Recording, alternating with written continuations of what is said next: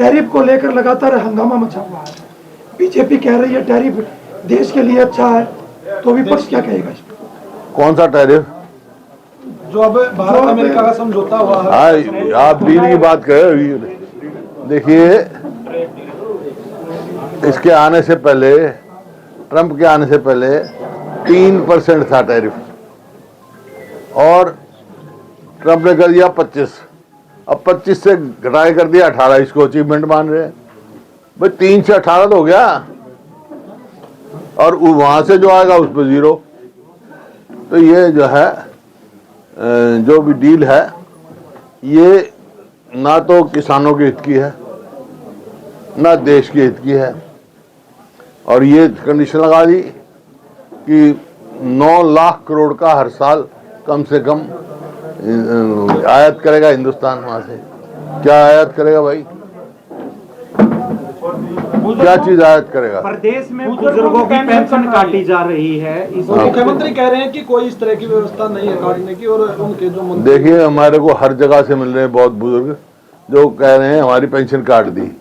क्योंकि इस सरकार ने जब चुनाव से पहले 2 करोड़ 80 लाख हमारी पॉपुलेशन हरियाणा की, तो 2 करोड़ जो है इन्होंने बीपीएल कर दिया। सबसे ज्यादा गरीब प्रदेश हो गया था हरियाणा, और उसी हिसाब से पेंशन कर दी, उसी हिसाब से राशन कार्ड कर दिए। उसके बाद जब चुनाव आ गया, वोट हो ली, तो इन्होंने आईडी, उसके फैमिली आईडी के वो बहाना लेके राशन, पहले तो इनकम घटाई, उसका बहाना लेके।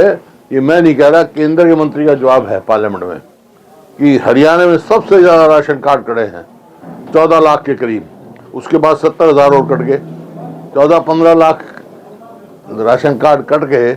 इसका मतलब 14 लाख का कटने का मतलब 70 लाख आदमियों का राशन कट गया, जो लाभार्थी थे उनको नुकसान।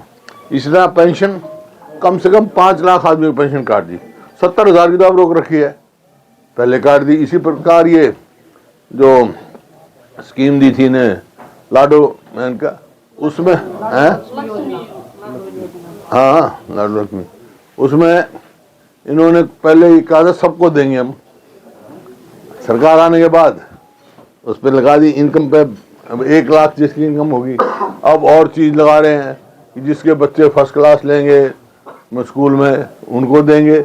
इस किस्म के क्या है, अगर वो 1 लाख जो पहली होती, जो सबको 18 से ऊपर देनी थी, तो 85 लाख को मिलनी चाहिए थी।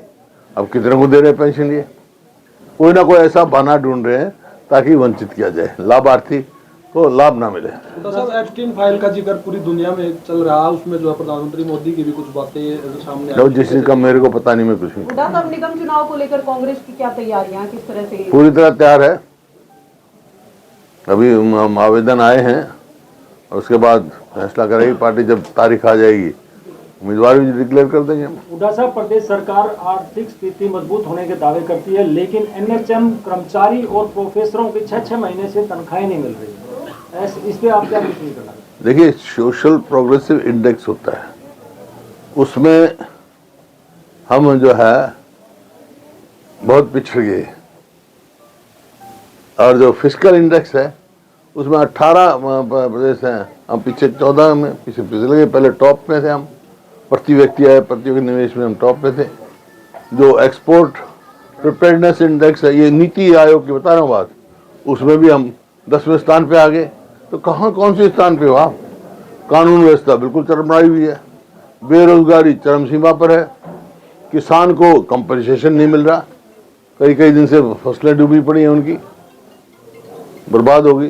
साहब, हरियाणा में स्वच्छ भारत मिशन अभियान के तहत हरियाणा के स्वच्छ भारत अभियान के तहत 20 अफसरों को चार्जशीट किया गया है। 20 करोड़ का बजट जो है वो आया था, वो खर्च नहीं किया था। यही तो दिखा बता रहा हूँ मैं, कुछ करते ही नहीं। स्वच्छ अभियान, आप सोनीपत में हो, कहीं दिखती स्वच्छता?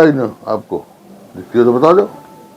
लोकसभा की कार्रवाई बार बार स्थगित करनी पड़ रही है, और सरकार आरोप लगा रही है कि राहुल गांधी जो है वो जनहित के मुद्दों की आवाज ना उठाकर वाहियात की बात सदन में करते हैं। उसको कैसे देखते हैं? क्यों? लीडर ऑफ अपोजिशन है, उनका अधिकार है अपनी बात उठाने का, सुनने की क्षमता होनी चाहिए। रोहतक में स्कूल संचालक से 10 करोड़ की रिश्वत वो मांगी गई है, चोट मांगी है बदमाशों में। सुरक्षा को लेकर क्या कहेंगे? और कांग्रेस पार्टी बताया तो है मैंने आपको, सोशल प्रोग्रेसिव इंडेक्स में हरियाणा मेरा नहीं है, गृह मंत्री का वो है, गृह मंत्रालय का वो है। हरियाणा सबसे ज्यादा असुरक्षित प्रदेश है, सबसे ज्यादा, और हर व्यक्ति अपने आप को असुरक्षित महसूस कर रहा है। कानून व्यवस्था बिल्कुल चरमरा गई है।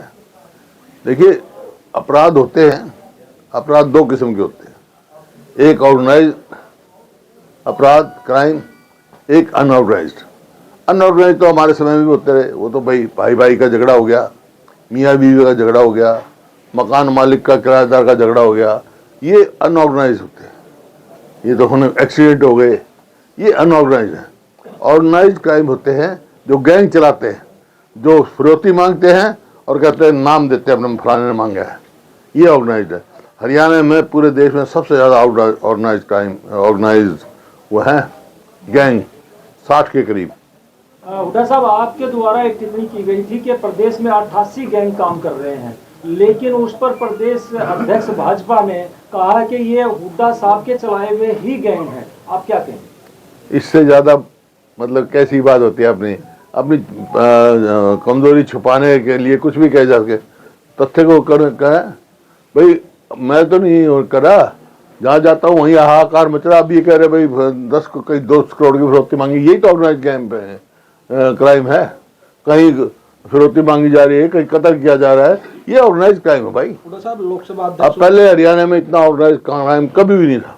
लोकसभा अध्यक्ष ओम बिरला के खिलाफ अविश्वास प्रस्ताव लाया गया, उन्होंने कहा जब तक इस पर फैसला नहीं आता वो सदन में नहीं जाएंगे, उसको कैसे देखते हैं? ठीक है, तो प्रजातांत्रिक अधिकार है, और जो भी सांसद है। केंद्र सरकार द्वारा पारित बजट पर सरकार कह रही है कि विकसित भारत बनाने वाला बजट है, आप किस तरह से देखते हैं? बजट में मुख्य चीज शिक्षा और स्वास्थ्य है। शिक्षा में भी बजट घटाया पिछले बार से, स्वास्थ्य में भी घटाया। अभी हरियाणा का बजट आने वाला है, उसको लेके आप क्या कहेंगे कि कितनी आएंगे? जब देखूंगा, उम्मीद तो नहीं है, लेकिन अच्छा बजट देंगे तो अच्छा कह दूंगा, क्योंकि इनका तो बजट का कुछ है नहीं, बस इनका काम एक ही है, 4 वाक की नीति पे चलते ही है। 4 वाक कहते थे, कर्जा लियो, घी पियो, मरने के बाद कोई नहीं पूछेगा। कर्जा ले रहे हैं, 5 लाख करोड़ से ज्यादा ऊपर कर्जा हो गया, जबकि एक नहीं लाए। आप सब सोनीपत में हो ना, ये बता दे भाई, ये 11 साल में कोई संस्था आई हो, कोई एजुकेशन का आया हो, और कोई काम हुआ हो, यार बता दो। हुड्डा साहब, शिक्षा मंत्री कहते हैं कि शिक्षा का मामले में ढांचागत विकास किया गया है, लेकिन दूसरी तरफ सरकार चिराग योजना के माध्यम से 8 लाख तक के जो लोग हैं जिनकी इनकम है, उनके बच्चों को प्राइवेट स्कूल में भेजने की ओर सोच रही है। ऐसा है, 5000 के करीब स्कूल बंद कर दिए इन्होंने। वो तो गरीब आदमी मार पड़ी है ना, जो जिस वेल टू डू है वो तो प्राइवेट स्कूल में भेज देगा, सरकारी स्कूल में जाते थे बंद कर दिए। और जितनी पोस्ट हैं, चाहे टीचर की हो चाहे लेक्चरर की हो, 50% खाली पड़ी हैं। हुड्डा साहब, खिलाड़ियों की नाम राशि जो है सरकार ने पिछले काफी दिनों से रोकी हुई, उसको कैसे देखते हैं? खिलाड़ियों पर उसका असर भी देखने भाई, ये सरकार ना खिलाड़ी की, ना किसान की, ना मजदूर की, ना व्यापारी की, ना कर्मचारी की, बस विफल सरकार है। HPSC के माध्यम